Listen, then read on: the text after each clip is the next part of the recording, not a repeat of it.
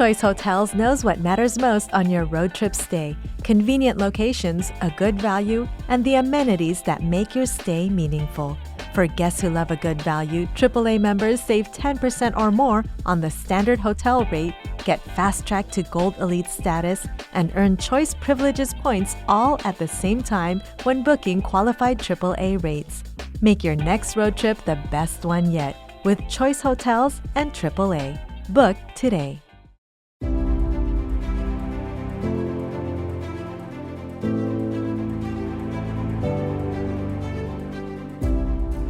What is it that you love about travel? Is it the excitement you get from planning your itinerary, imagining the places you'll visit? Do you get a boost of serotonin from booking train journeys across Europe, staying in remote tents on safari, breathing pristine air on a mountain climbing expedition, or observing ocean life while you snorkel? That sense of freedom, knowing the world is at your fingertips, this is the beauty of travel.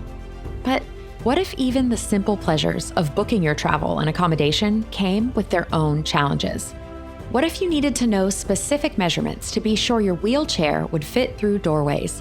What if your taxis, bus journeys, and train travel all needed to be accessible? For travelers with disabilities, this is the reality. But there is one experienced traveler out there who's making it easier for everyone to see the world without limitations. My guest today is Alvaro Silberstein, founder of Wheel the World, a company that empowers travelers with disabilities to explore the globe comfortably and with a robust support network. He conquered Patagonia in a wheelchair, so you can trust him to find ways to make the world accessible to everyone. Alvaro Silberstein, thank you so much for being on the podcast today. I am so happy you're here. Hello, Angie. I'm very happy to be part of this. You have an incredible story. I've just been reading all about you. The journey to starting Wheel the World really started for you in 2003 with a life-altering event. Tell us about that. When I was 18 years old in 2004, I had a car accident. I broke my neck at level C5. Since that moment, I have paralyzed my body from the chest down. I partially move my arms, and I don't move the fingers of my hands. And it was a life-changing experience, very tough to accept, but I had a lot of support of my family and friends to recover, to go to rehab, and to get used to a new life, a new way of living. I'm a full-time wheelchair user, and travel has always been a passion for me before my accident. And since I had my disability, I realized how hard and how tough it is to travel as a wheelchair user, and to find all the accessibility you need and to plan everything is why we started Wheel the World, that today is the expert solution of accessible travel. When you wanted to travel again after your accident, what were you most concerned about?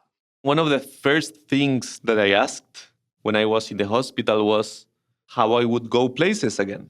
Would I be able to get into a plane again, right? Or get into into nature and things like that. And it was a process that I had to learn everything again, from washing my teeth, from dressing, from transferring and using a wheelchair, on how my body worked. And through the journey and through the rehab process, I started putting more challenges into my life because I wanted to have the same life.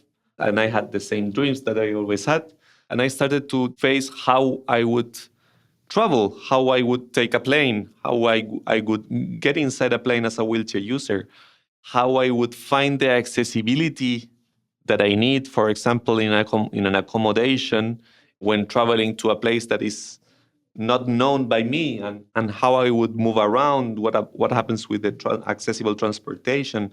And all those questions that I had, and when I started taking the bet and risking myself of exploring this unknown on how to travel as a wheelchair user, I encountered many barriers. What was one of the struggles you faced as a longtime traveler but a new wheelchair user? The first time that I went to New York, it was for 3 days, for 3 nights, and I booked a hotel. It's supposed to be accessible. And when I get there, I realized that I couldn't get inside the bathroom because the door was too narrow and my wheelchair was not narrow enough to get inside the bathroom. So I couldn't go inside the bathroom for 3 days. I couldn't take a shower for 3 days. Luckily, I had support and I was with a good friend that helped me to figure out my logistics. But that's what it means when you have a disability, the things that you have to figure out when you travel. Planning a trip can be really challenging and filled with details and considerations no matter what. And then you add this layer of needing to think about the width of the door and the width of the entrance to the shower. And is there a big enough elevator? What are some of the things that you think about every time you plan a trip or book a hotel? First thing is, of course, the flights. And in my case, I cannot use a bathroom inside the plane. So I manage myself so I don't need to go into the bathroom for, let's say, 6 hours. I'm capable of doing that. If I don't, I would suggest someone to do like a stop in between so you can manage that. For booking, then it's like transportation. I cannot transfer by my own inside a vehicle, so I need an accessible transportation. That's something that also I like to plan in advance. There's some airports that they have accessible taxis there outside the airport. Sometimes in some cities, not every city, there's wheelchair accessible Ubers that you can book. But in my case, I prefer to plan it in advance so I can have an accessible car with a ramp that allowed me to go inside the car in my wheelchair. Third thing is planning and finding an accessible hotel. What's important for me for that hotel, of course, that it's wheelchair accessible and it has ramps or elevators and no steps to go to the different places. When it comes to the room, I need a not very high bed. Otherwise, it's impossible for me to transfer to the bed. If I travel by my own, also I would need that the door of the room is not very hard to open. Otherwise, I cannot open it by my own. And until Wheel the World, you couldn't find all those details in a specific platform, so you can plan and can book directly with all these details so you can travel with all the peace of mind that all the accessibility needs. Do you have any suggestions for how travelers without disabilities can be better allies to travelers who are traveling with disabilities? Don't book the accessible offer, please, if you don't necessarily need it. That's something important. And also, question yourself. Every person that doesn't have a disability, question yourself how someone who is blind or someone who is deaf or someone who is a wheelchair user whatsoever are able to experience this that I am experiencing. And make that question to yourself, ask to the tour provider or the service, so we can ask ourselves how we can improve and how we can become more inclusive and make things more accessible in order that everyone is able to travel and to experience those places. What rights and protections do people with disabilities have, and where do you see room for improvement for that? I think that the rights that we have to be aware is that we need to be accommodate with the accessibility needs that we need. For example, that you can request. For example, if you are booking a hotel and the hotel has a shuttle, the shuttle needs to be accessible. And if it's don't, they need to, for example, book an accessible shuttle for you. And I think as a user, it's our responsibility to in advance make sure that this will be covered, notifying that travel providers, a hotel, a transportation service, whatsoever, so they can be aware and they can be prepared and they can explain them how they can accommodate us. And now, the AAA Travel Minute. Traveling with Fido, brought to you by Choice Hotels. Taking your dog on vacation with you can be a tough trick to master, but with a few adjustments, your four-legged friend can be your best travel buddy. First, decide if the destination itself is Fido-friendly. Outdoorsy spots like mountains, beaches, and parks that allow pets may be appropriate. Just be sure to check local regulations before setting out. Avoid places where your pup will spend lots of time alone in a hotel room. If at all possible, drive rather than fly. The Humane Society cautions that air travel poses health risks for pets. Not to mention, every airline has its own, sometimes confusing restrictions. As for overnights, plenty of hotel chains now welcome dogs. Some even include special amenities. But for longer stays, a rental home with a yard and place to wash off paws is often more practical. Either way, bring along your pet's favorite blanket or toys. That can help them feel more at home on the road. This has been a AAA Travel Minute.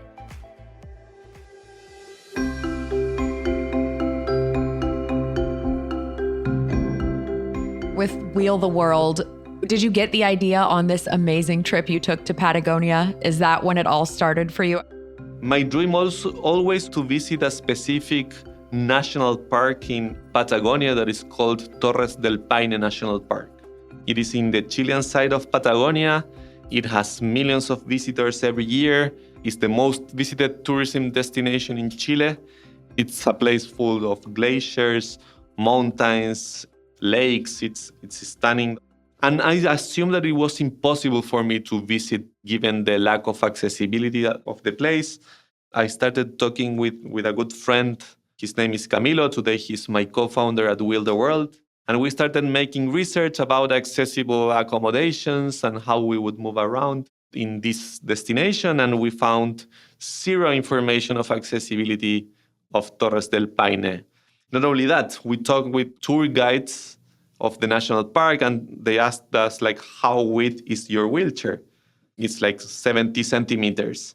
Okay, the width of the trail in Patagonia is no more than 30 centimeters. So it's impossible. We have never seen a person in a wheelchair be around this place. Wow, that had to be difficult to hear. But for you, instead of being told, no, this is impossible, it activated you to think outside the box, right? Yes.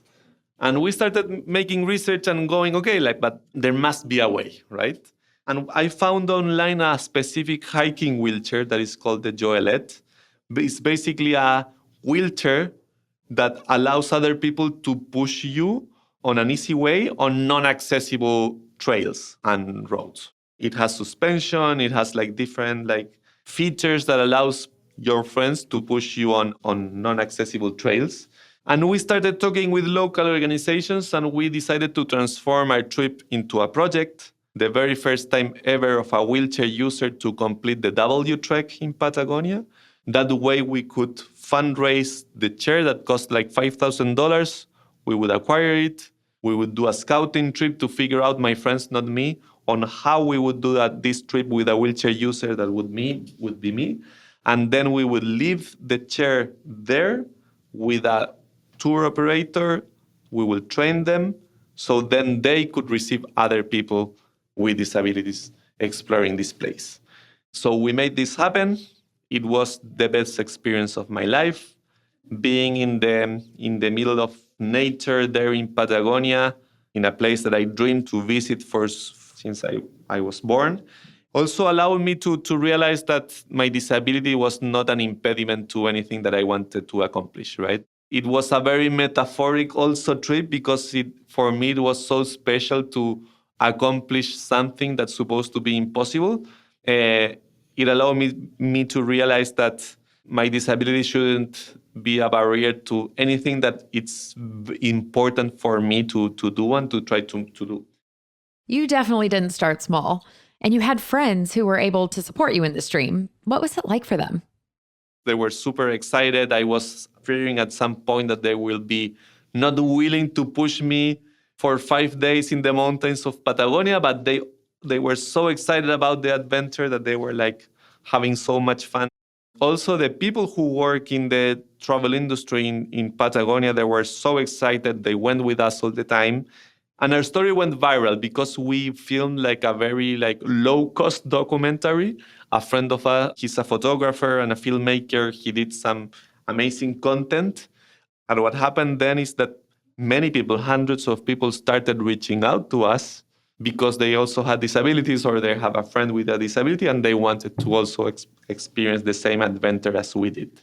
And with Camilo, we started spending most of our time organizing this trip to other people from California, from New York, from Mexico, from Brazil, from Australia, of course, from Chile.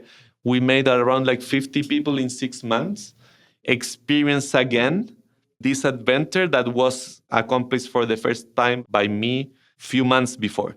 But while organizing this trip to other people, we realized that the challenge was everywhere, and people with disabilities were facing challenges not only to experience a crazy adventure in the end of the world, but also they were facing challenges to find an accessible hotel in Miami or the accessible transportation to move around in Chicago or activities to be accessible in Barcelona in Europe, right? So, for people with disabilities, it wasn't just the struggle to find a way to climb a mountain. It was the everyday stuff, an accessible business trip or a weekend away with friends. What are some of those unique booking details you provide for people with disabilities on your website?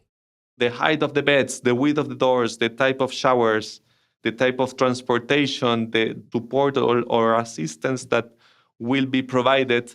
And people are booking trips to more than 200 destinations around the world. We guarantee the accessibility experience of that they look at our website. That will be exactly what they will experience by traveling with us. That is a huge deal that people can travel with that kind of confidence and trust. When only a few years ago, you couldn't even go to Torres del Paine in a wheelchair. And now you absolutely can. And it's a guaranteed good and safe experience. More than 5,000 travelers with disabilities are part of our community.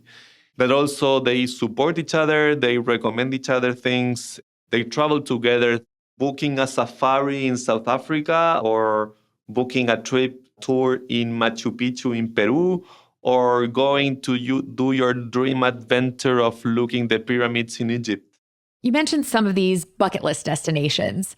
So what is one that really sticks out for you that you've been on? I love Costa Rica. It's one of my favorite countries. It's a beautiful country, beautiful people, very warm and nice people. They have think accessibility in their natural areas in a very good way. For people that wants to travel maybe like abroad from the US for the first time, Costa Rica is a good recommendation because everyone talks in English and we have a good experience that covers everything when it comes to accessibility.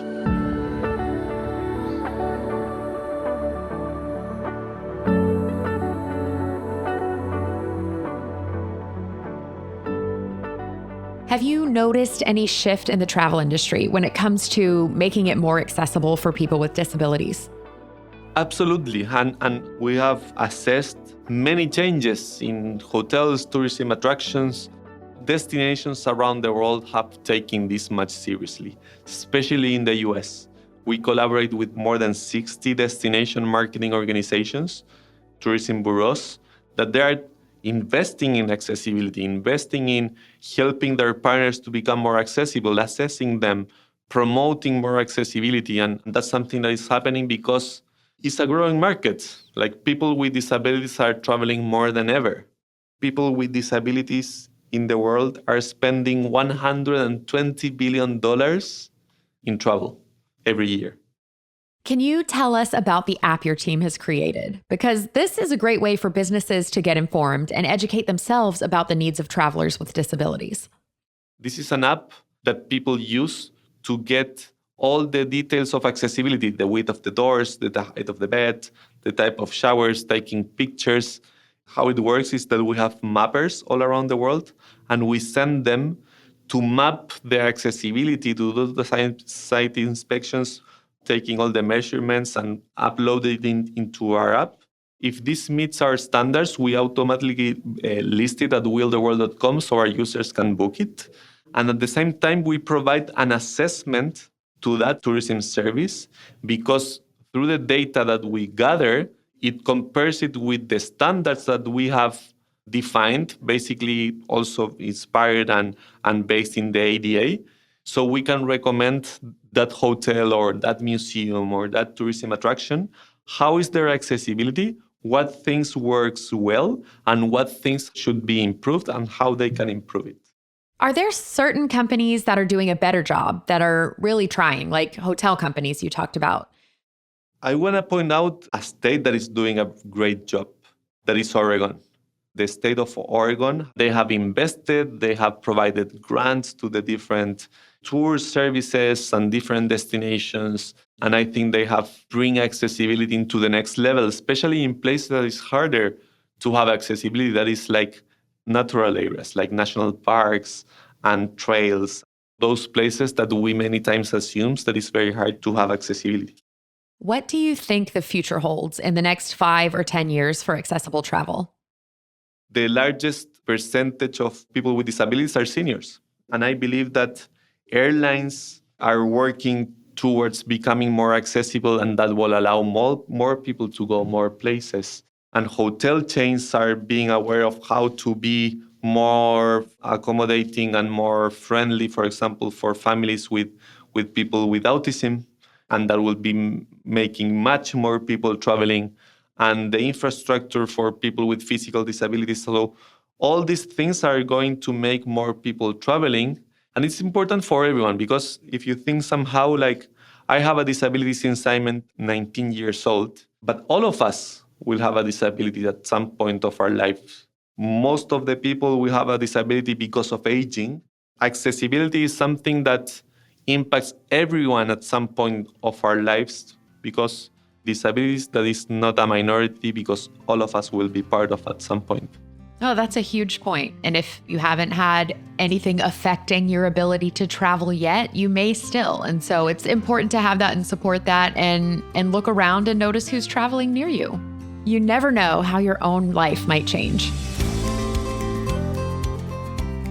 Alvaro Silberstein, thank you for joining us. And thank you, our listeners, for being with us. If you're planning a trip, be sure to connect with a AAA travel advisor.